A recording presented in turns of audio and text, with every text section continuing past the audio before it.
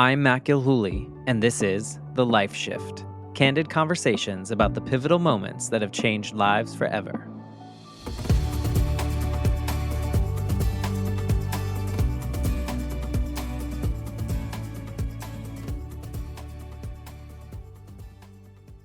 Hey everyone, it is September 1st and it is about noon.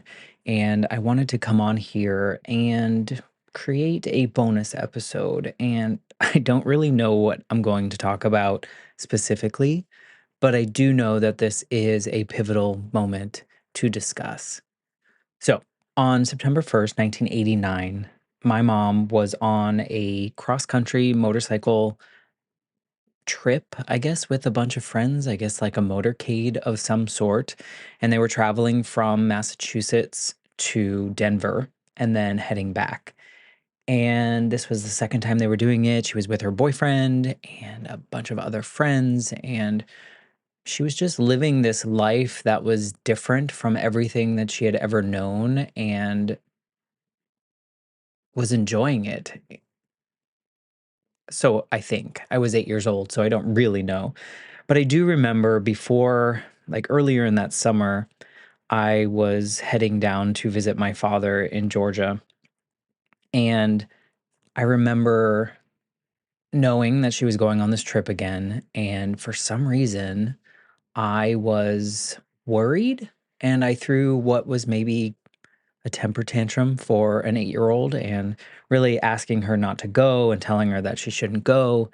And of course, why would an adult listen to an 8-year-old? And so I'm sure it was just brushed off as this 8-year-old just going a little crazy and maybe just not wanting to travel or be away. I was living with my mom always at the time. My father had just moved to Georgia. And so I was about to head down to Georgia for a month or two. I don't even remember now. And I was going to visit him and do all the fun things and go to the theme parks and climb mountains and see all the things that I had never really experienced before growing up in Massachusetts. And so I was visiting my dad doing that thing. And on September 1st, and this is confusing to me because I was just thinking about it. I'm 43 now. So thinking about Labor Day, this was Labor Day 1989. And I believe my dad was at work because the story that I have in my visuals in my brain, the story is that he was at work and I was at like a day camp kind of thing. And I remember getting picked up early in the day. And I think it was probably got picked up at like 2:30. I don't know, 2 o'clock, 2:30. And I got picked up by my dad's boss's wife, who I knew, but it was weird because she wasn't the one that was normally picking me up and taking me home. It was normally my dad after work. So she brought me to the office and kind of walked me in. And I don't really remember this too much, but I remember walking by everyone's desks and it being very quiet and people looking. And maybe I'm making this up. I don't even know. Because why would my dad be at work on Labor Day? But in any case, I was walking in and I walked into his office and he sat me down and from what he's told me, had to say the hardest things he's ever had to say out loud. And at 3:15 p.m. on Labor Day, September 1st, 1989, my mother was declared deceased from a single vehicle motorcycle accident.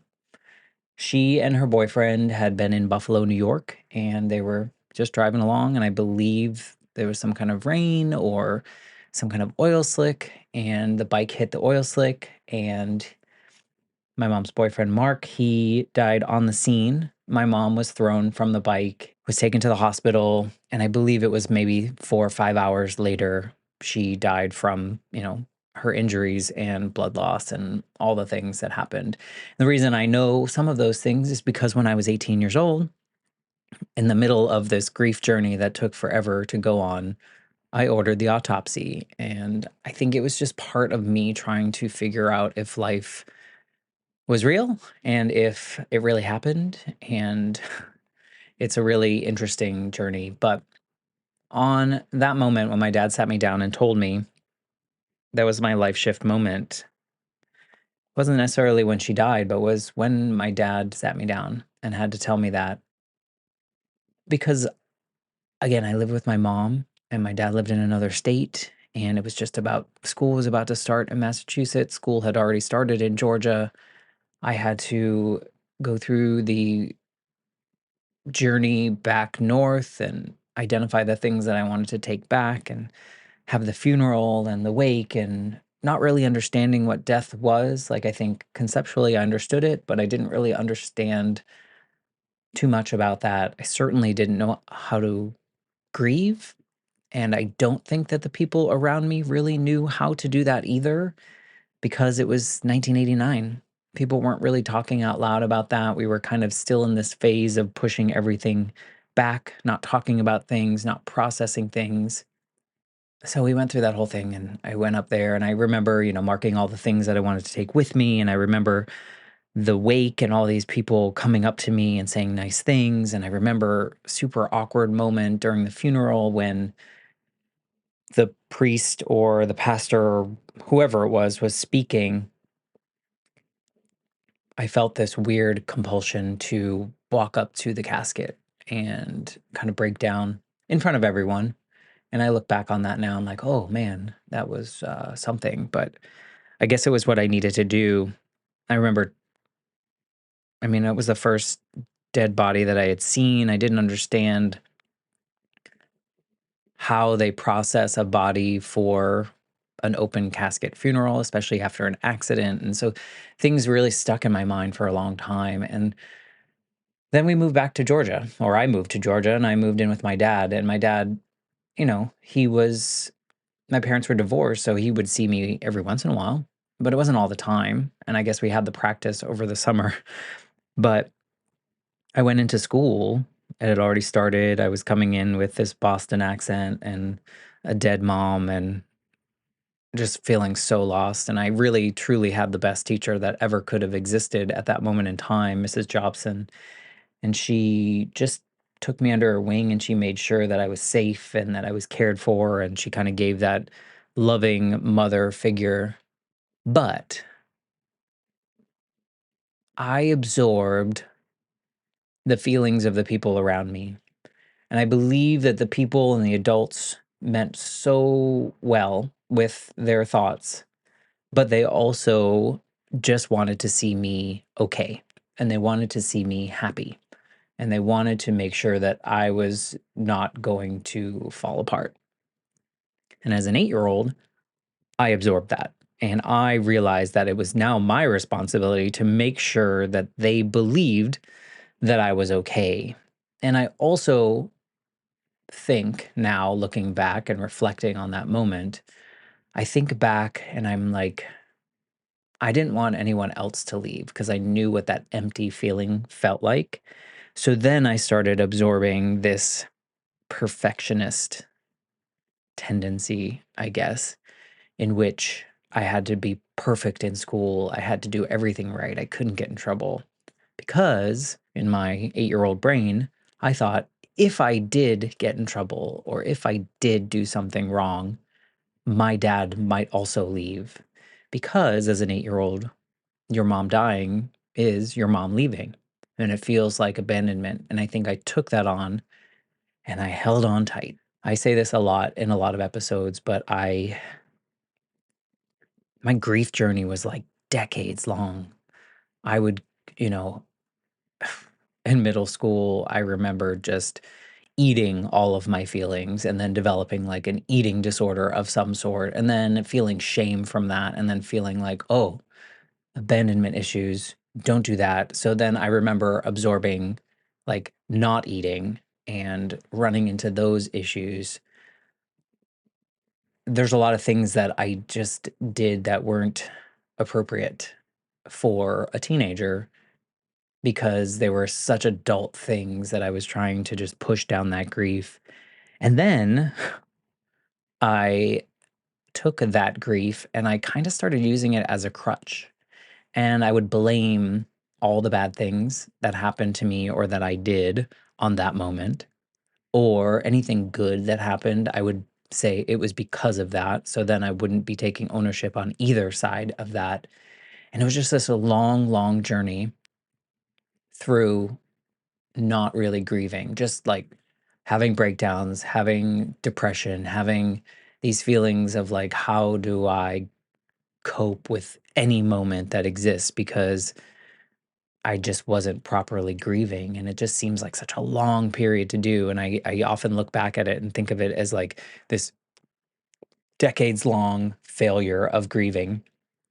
But I also look at it now as this journey of being able to fully understand how to grieve and how to process how I'm feeling and how to look at those things.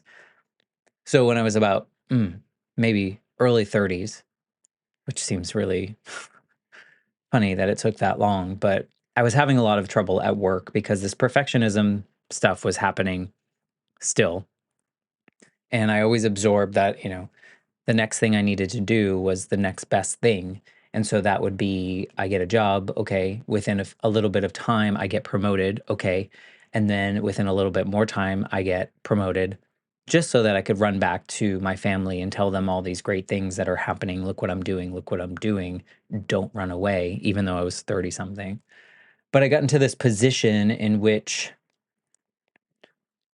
I was doing really great things, I think. I was working with a team of great people that had been shifted around so many times and moved to different departments and just really kind of made feel othered.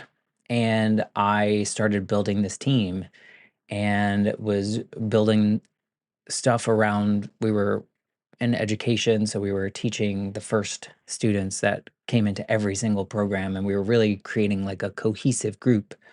And there was one individual that was in charge of everything, wasn't my direct boss, but had the power to erase everything that I had ever worked on in that role.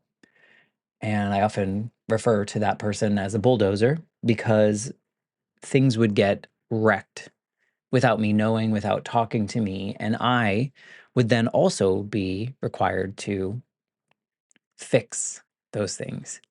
And so I was facing this moment in which I was working all day, doing my thing, putting on a smile, going home, going right to bed because I just didn't want to be awake because that just meant that I had to think about those things. And I realized this wasn't healthy. And maybe it was time that I seek some assistance in this situation. Because how can I handle this? Because I think this, out of all things, is going to wreck me because I couldn't be perfect. And so I went to a therapist and we did all our stuff. If you've ever been to therapy, it takes a while to find the right one. It took about 5 people for me. Took people trying medicines. I didn't want that. I wanted to really break through a wall. So I found this woman and, we would talk about work, we would talk about all these things. It really all stems back. And then we get down to my story about losing my mom at such a young age. And she stopped me and she was like, you realize that every decision that you've ever made in your entire life since then was with that scared 8-year-old brain in charge. Everything you did was out of fear that people would leave you, out of fear that you would not be perfect, out of fear that you would lose somebody else, out of fear. And it was that moment in which I was like, oh, you're right. My entire life has been running from something, not running to anything. So running from that grief, from that fear, and trying to just stay ahead of it. And it was really that moment in which the clouds started parting and I was able to actively start grieving the loss of my mother and how that affected me and the loss of all the things that I didn't get to do in life because of that initial loss, because of me attaching myself to running away from abandonment or loss or fear and just not grieving all the things. So there was like a secondary grief period because it had taken so long. But benefit there was that I really felt like I had closed the door on grief of my mom. Of course, I still get sad. Of course, I still have this deep seated pain because I don't really know what it's like to have a mother. I don't really remember my mother. It's more of a figment of the memories that I think I have. and like some manifestation of those things to remind me that I do have a mother, but I don't remember her. And it really served me well because then when my grandmother got sick and we were facing like her end, I really knew what to do. I knew I needed to say the things that needed to be said. I knew I needed to have all the memories with her. I knew I needed to actively grieve. I knew I needed to sit by her bedside until she passed. I knew I needed to watch the last breath. And then I knew what to do afterwards. And I felt really strong with that. I felt really confident in the way that I approached that. And so, I look back on those 20 years of not grieving properly as a lesson, as something that I can do to become a better person. And then, if you listen to any of these episodes about a month ago, I lost my puppy Mikey after 14 and a half years or so of just him being my shadow. And I thought I knew grief, but pet loss is something so foreign and something so, dare I say, fascinating now because I just did not handle that one. And I was like, wow, I thought I knew from losing my mom 35 years ago that I could do this. So I guess that's to say that maybe we're all just on this learning journey all along, and that all grief is not the same, and that relationships are going to dictate how you grieve those particular things. And I say all of this story to say that the Life Shift podcast has been this healing experience, experiment, maybe? This healing journey that I never knew that I needed. And each conversation, I've had over 150 now with different people. Each conversation in its own way has helped me, whether that's to vocalize how I'm feeling about a particular situation, whether it's hearing someone's story and finally feeling validated in my own experiences because of their story is very similar, or maybe the way they felt was very similar and it helped me heal in that way. I just never knew that I would have the opportunity to talk to so many strangers and hear their stories and listen to their stories and learn from them and heal from them. And so it's a weird thing to think about how 35 years ago today, I broke. My life shifted and I broke into a different version of the Matt that was going to exist normally, I guess. But because of that moment, and because of the decades of failing at grief, and because of the time when I learned how to grieve and close the door on that, now I get to have these conversations with people about the pivotal moments in their lives that has changed everything. So it's like a very weird space to be in which something that was so devastating and breaking can eventually, decades later, turn into something that hopefully is helping other people that are listening, but also is selfishly helping me. So I want to say thank you to all of you that listen. I know many of you listen every single week. I know some of you just listen here and there. All of it means so much. But at the end of the day, I really want to thank the people that are willing to come on to this Strangers podcast to share their story, to let me ask them whatever question comes to my mind, to have vulnerable moments together so that other people out there aren't like that 8, 10, 15, 20, 25-year-old version of Matt who felt so alone in his circumstance and did not know how to move through anything properly. Hopefully, someone like that feels less alone. So, with that, I want to dedicate this episode and really, truly this podcast to my mother, who passed away on September 1st, 1989, at about 3:15 p.m. Eastern Time. She was 32 years old, which now at 43, I think, wow, that's so young. And so much of her life she didn't get to live. So I hope, if you are spiritual, I'm really not, but I hope somewhere out there she is looking down and thinking, wow, You've really done something with this kid, and I'm proud of you. So, with that, if you're thinking out there and you're outside walking, maybe you can give a little shout out to my mother today. Thank you for being a part of this journey on the Life Shift podcast. I will keep doing this until I can't do it anymore. So, thanks for allowing me to do so. And with that, I will say goodbye until you hear me again in just a couple days.